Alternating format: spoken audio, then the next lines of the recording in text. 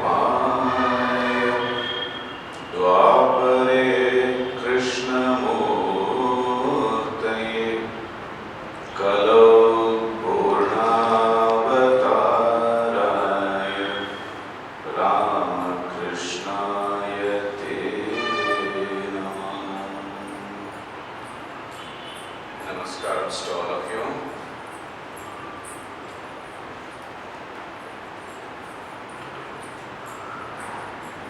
Yesterday we saw one of the phases of Sri Ramakrishna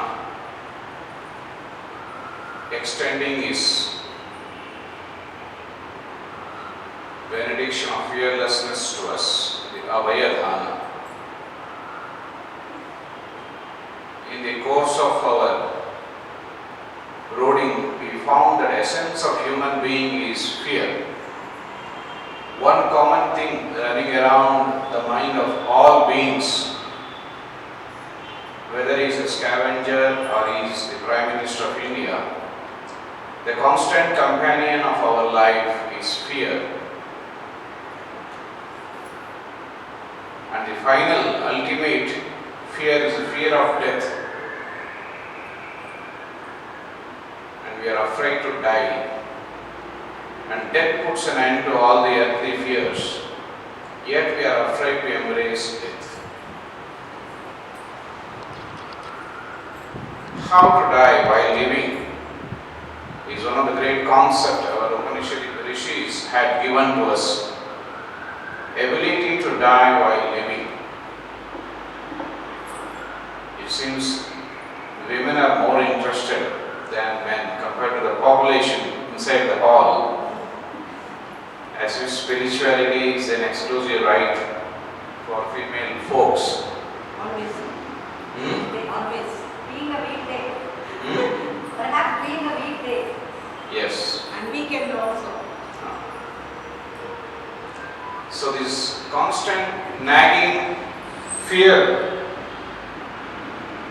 how to get rid of it? Because so long as fear is there, it is the very antithesis of enjoyment. However we may seem to enjoy, there is a lurking fear in the unconscious of man. So the purpose of enjoyment does not yield its results. The purpose is not served, because so long as fear is there, one is not able to enjoy wholeheartedly. The ability to enjoy is one of the criterion for maturity. There is a thought which says yoga comes after bhoga. So bhoga, the art of enjoying life, was greatly cultivated in ancient times. The inner maturity arises once we enjoy the things of the world. Somehow we have put on a shade on the word enjoyment. According to Sanskrit word bhoga, it is exactly not enjoyment but undergoing the experience. Bhoga means undergoing the experience. Sukha bhoga, dukkha bhoga. But the word bhoga we have restricted only for enjoyment. When we undergo an experience, sound is clear now. Every creature in this world undergoes an experience. We too undergo an experience. Every moment there is an experience. In the case of people who have heightened sensitivity, who are inwardly more refined, experience leads to awakening of intelligence or enlightenment. In our case, every experience, it leads to further bondage, and sometimes it leads to illusion. We will find in our day-to-day life, we all undergo experiences, but hardly we learn anything from that experience. Buffalo also undergoes experience. A cat, a dog, a bird, shows they undergo varieties of experiences. The experiences which are called the bhoga, it is supposed to lead us to the threshold of yoga. Buddha also had the same experience which we had, but hardly a second Buddha has arisen after him. He saw old age. In our case, we not only see old age, we are having and experiencing the old age in our own life, but it has not triggered any inner refinement or inner maturity. Buddha saw disease. In our case, moment to moment, every day we are seeing hundreds of diseases, but it doesn't do anything to us to awaken our inward being. Buddha saw death, and that was the point of transformation for Buddha. In our case, when we see death, we become firmly assured that death is always for the other man, not for us. That is one of the great miracles in the world, as Yudhishthira told, Ahani Ahani Bhutani, Yamalayam Gache. Every moment, people go to Yamalaya. Shesha Sthavara Michanti. But others, seeing the people die, they think death is for others, not for us. They think they are immortal. Himascharya Matafara. What can be more wonderful than this? So the element of fear constantly lurking behind us, like the shadow, is an inseparable companion. And as long as we have fear as a companion, enjoyment doesn't reach its zenith. The total involvement of the mind and the heart in the process of enjoyment, it must lead to inner awakening or enlightenment or inner maturity. It is not that we only have desires and Sri Ramakrishna never had desires. Sri Ramakrishna also had desires. Once he wanted to smoke from a golden hookah. He wanted to put on a beautiful, costly Kashmiri shawl. He really enjoyed, but in the very first attempt itself, he could understand the reality, the nature of those enjoyment, and inward ripening took place, and immediately he could renounce. The fact that we are continuing to enjoy ceaselessly tells us the fact that we are not maturing, or we are not maturing at all. Going on taking tons and tons of coffee, how many thousands of idlis we have gulped down, but we don't feel like telling no. Yards and yards of clothes we have experienced and enjoyed. Every time we see a Banarasi silk saree or Kanchipuram silk, oh, one more. So the experience has not taken us anywhere. We are where we are. It's like children, they are always clamoring for the lozenges, toffees and chocolates. So the body having had its growth, the man inside is still a child. That means we are not sufficiently matured enough through the process of enjoyment, because the fear is constantly lurking behind. The ability to enjoy, in the ancient Vedic days, they had never spoken against enjoyment, but they gave a warning against enjoyment. That it is like an empty bucket, more and more you draw the water, it looks as if you are drawing the water from the well, and the moment the bucket comes out of the surface of the water, bucket doesn't hold any water. So in our mind and heart also, we go on drawing experiences after experiences, and every experience, it seems to be forgotten by us. Memory failure, as in computers, the moment the memory doesn't work, the computer also falls short in its performance. In our case also, memory failure is one of the obstacle, hindrance for spiritual growth. We don't remember anything. Sometimes it becomes very convenient for the monks to talk. Sometimes it is dangerous. One of our Swamis remarked, many a time we repeat the same talk, but devotees, they don't remember anything. Yesterday one devotee told, this talk we have done previously also. But she forgot that the introduction and the masalas I have put, it is not the same thing. Because I don't by heart a talk like a school teacher and repeat it again. So memory doesn't work favorably for us.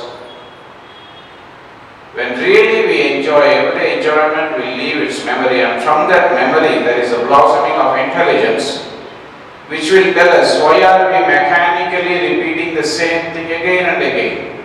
This fan is mechanical. You switch on, it goes on rotating. Of course, in our life, sometimes when too much of crisis, challenges and hardships come, we do think, and we have the facility of VRS. But in the inner life, there seems to be no VRS, voluntary retirement scheme. We don't want to retire, and along with that comes the nagging fear of discontinuity or impermanence of our existence, or the temporary nature of things. If once we can understand this chain reaction of thought process going on inside our mind, we can liberate ourselves psychologically and then either plunge into the enjoyment or plunge out of the enjoyment. And in all these things, one primary element which is involved, forcing us to enjoy or causing the desire to enjoy, or creating the element of fear, is the individuality of a person. We are all individuals, holding on to our own whims, fancies, our own prejudices, and hundreds of things which form one of the best picnic spots in the world. 24 hours we resort to that picnic spot called myself. 24 hours we are so obsessed with our own things. My name, my fame, my achievements, my glories, my look. Even at the age of 80, everybody wants their hair to be look dark. And cosmetic industries are flourishing because of that. Nobody wants to look old. So that circle, which is the picnic spot, the me and the mine, is one of the best picnic spots, and 24 hours we have got that excursion into that area. That individuality is constantly beset with fear. That is the essence of a being, a human being or any creature. And the essence of divine, we saw that it has no individuality. We are individuals and God is indivisible. Our original nature also is indivisible. But somehow we got imprisoned into this individuality. Swamiji used to say, real individuality is indivisibility. The fact that we are constantly seeking God, the indivisible, is the indication that by nature we are also indivisible. That is why we are seeking our own nature. But though we seek that indivisible, there is a self-contradictory process in our mind that we contradict the very approach of seeking God. God is fearlessness and individual is full of fear. But to enter into the God state, we have to give up this small, petty individuality. But we are so fondly, so favorably holding on to this so-called individuality that anything taken out of that individuality causes so much of fear. Some of the things which we are fondly holding on to, they themselves are the cause of all trouble and problems we are facing. But still, like a camel which eats the thorn, because of which blood oozes out from the gums, and the camel thinks, oh, what a lovely taste the thorn has. In our life also, many of the things which we are holding on to, all are caused by the weakness of because of the habit we have become so bound, so associated with those things, nervous association, like a drunkard, the moment he stops drinking, the whole nervous system reacts violently and he again takes back to drinking. Though drinking virtually kills him. A smoker, so they have got the nicotine patch for a smoker. The moment he gives up the use of tobacco, the whole body, the physiological system reacts and he can't withstand that. So at that time the nicotine patch on the shoulder, it secretes the necessary things to keep his whole personality in balance. The mind and also the physical structure of the man. For us also somehow, though there is no nicotine patch psychologically, we all are caught by the habit and we go on seeking the same thing again and again and again. And that causes fear. So we are unwilling to jump into the state of fearlessness of God.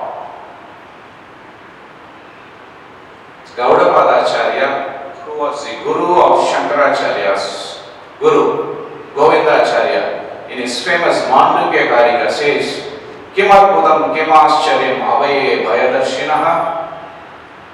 When we ask people to step into the state of majestic existence of Brahman, which is infinite without any fear, people are frightened to jump into that realm of Brahmanhood.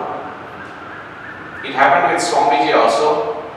As he was Narendra, one day Sri Ramakrishna asked, if there is a big ocean of Amrita, how will you drink that Amrita? And Narendra replied, very carefully I will sit on the edge and slowly sip. Why you will so carefully sit on the edge? So that I may not fall down and get drowned. Sri Ramakrishna laughed and told, what a fool you are. It is the Sachidananda Sagara, Amrita Sagara.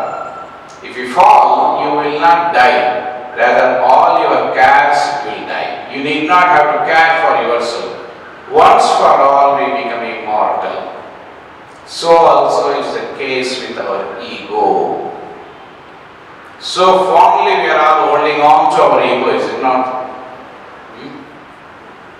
There was a Swami in Kerala, some of you may be knowing him, Niswanandaji. You know Niswanandaji, Balakrishna Maharaj? He used to conduct gospel classes.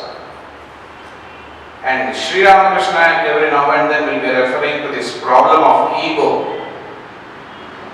How ego is the cause, the very breeding place of all confusion and chaos in life. So that particular day, in the gospel, the discussion was on ripe ego and the unripe ego. How to transform the ego and get liberated from the thraldom of ego. So after the lecture, one man came and made a Sashtanga Pranam. So Swamiji, today the talk was really beautiful and it has provided the key for solution for my life. Now what is it? Ego is the cause of all problem. You have really understood? Well, yes, I got it now. Today really I got it. So what are you going to do? Nothing ego has to be given up. So are you going to give up the ego? Well, yes, but the problem is not my ego, it is my wife's ego. So everywhere we think the problem is always on the other side of the world and not with us. This is the trick of ego. So how to get out of this problem of ego? Today that is a topic which we are going to discuss. Sri Ramakrishna has given a beautiful formula. Ego is expressed as aham. The sense of aham, I am, me, myself, is so dominant that in the human, as soon as the ego becomes dominant, it becomes dynamic. The divine is hushed into silence. Moment the ego becomes really dormant, the divine becomes dominant. In us, the divine has become dormant because ego has become so dominant, so dynamic that we are unable to hear the voice of God in us. And this ego is a very shadow of God. It is Ahankar, the human, and the divine is Akhandakar. That is Akhandakaram, this is Ahankaram. Ahankaram is the shadow of Akhandakaram, that is the indivisibility, and this is the individuality, which is the shadow of indivisibility. And because we go on holding on to the shadow, all the problem in life starts. Shadow, though it is existing, it is unreal. That's a trick of logic in this. Can a thing existing be unreal? And our Shastra says, just because a thing is existing, it doesn't mean it is real. That is real, which has independent existence, which exists in all the three states of past, present and future. For a shadow to exist, the primary thing required is an object. Whereas for the object, it can exist without the help of a shadow. Like the camera. Without the shadow of the camera can exist. So that is the original existence, the reality. Whereas for the shadow, you cannot have the shadow of a camera without a camera. Secondly, it depends on the light. Without light, you cannot have a shadow. So shadow is dependent. So too our ego, Akhandakara, Ahankara, which is a shadow, it is depending on so many things. First of all, it must have the Akhandakara, the God. So this depending existence or dependent existence, we find always there is, wherever there is dependency, there is sorrow and misery. Independency, there is misery and sorrow. Freedom is total joy. Sri Ramakrishna gives through these two words, Naham, Tuham. Naham means Na Aham, I am not. Tuham, it's a what you call way of handling the Bengali words. Tum, Tuham. So Sri Ramakrishna used to have fun on many words, and he was a brilliant person to handle the language in such a way. Vivekananda used to appreciate. He says his language was totally different. It was from the transcendental realm, and the words go so straight into the hearts of the listeners. So talking about ego and the different problems the ego in its manifestation breeds, Sri Ramakrishna says, Ami Muchile Guchibe Jonjal. Moment the ego is eradicated, all the problems disappear. But how to eradicate the ego? Who is to eradicate? Once I was having a talk during the 150th birthday celebration of Swami Vivekananda, and the famous Lopal man Santosh Hegde, he was also on the stage. And after all the talks, the final question centered on how to stop corruption. Already it is going to be 6 o'clock. This talk had 2 parts. Morning we had the first part and the evening we had the second part. I don't think I will be able to cover. If possible, tomorrow morning we can take. And today morning nobody came. Then I told Naham, Tuham. Oh Lord, it is thy will that people are not interested. But if I had been inflicted with the idea that I am the doer, oh, I took so much trouble to prepare, nobody is coming. And then the series of emotional strains that follow the idea. It is all in the mind, you see, to lock and unlock the psychological door to freedom. So this is one of the beautiful master stroke from the great master Sri Ramakrishna. He gives the key through this formula to open the door to mental freedom while engaged in action. Na aham, not me, tuhum, that is tum. This is a cryptic expression of Sri Ramakrishna in which a great amount of thoughts regarding the spiritual practices for realization has been compressed. And it is one of the genius of Sri Ramakrishna that the vast amount of thoughts which Sri Krishna has poured through Karma Yoga And Swami Vivekananda has poured through his Karma Yoga. Sri Ramakrishna compresses within these few words, Naham Tuham. It's a beautiful expression. Naham Tuham is a mental attitude to be cultivated. First one has to hear what exactly is Naham Tuham.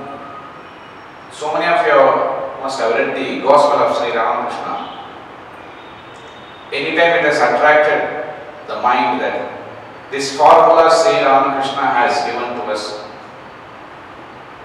So first we have to hear about the formula, brood over it, then cultivate the practice of that in our day-to-day action by understanding it. So brooding and understanding for cultivating this practice is very, very necessary.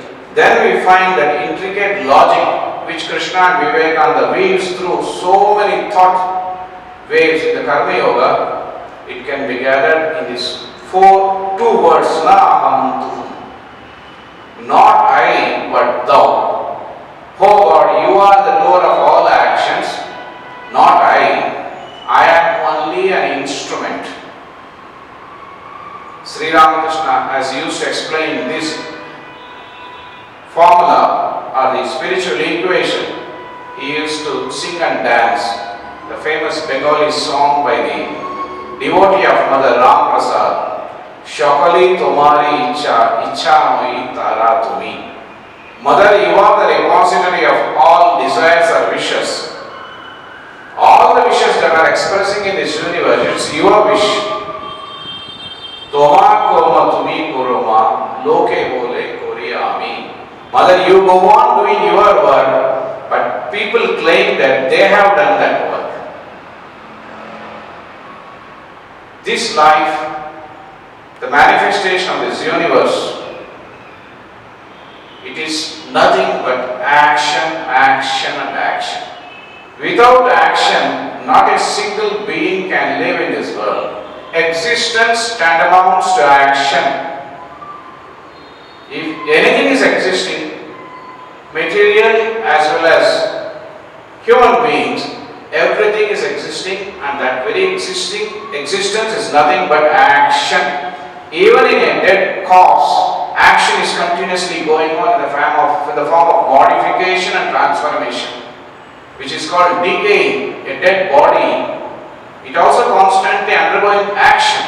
There is not a single thing in this world which doesn't possess this element of action. Whole thing is continuously acting. This action is a manifestation of Shakti. That is the power of Brahman. Shakti means energy. Energy means which is constantly in action. How do we know energy? The presence of action. So this Brahman which is Nishkriya, actionless, as the counterpart, Shakti. And that Shakti is the cause of all movements in this world. Action means movement. Wherever there is matter, there is movement. Wherever there is consciousness, there is movement. No movement, because consciousness is indivisible. There is no place where it can move. Wherever it goes, it is already there. Whereas in matter, from here to there, matter means not single. Non-dual is only for consciousness.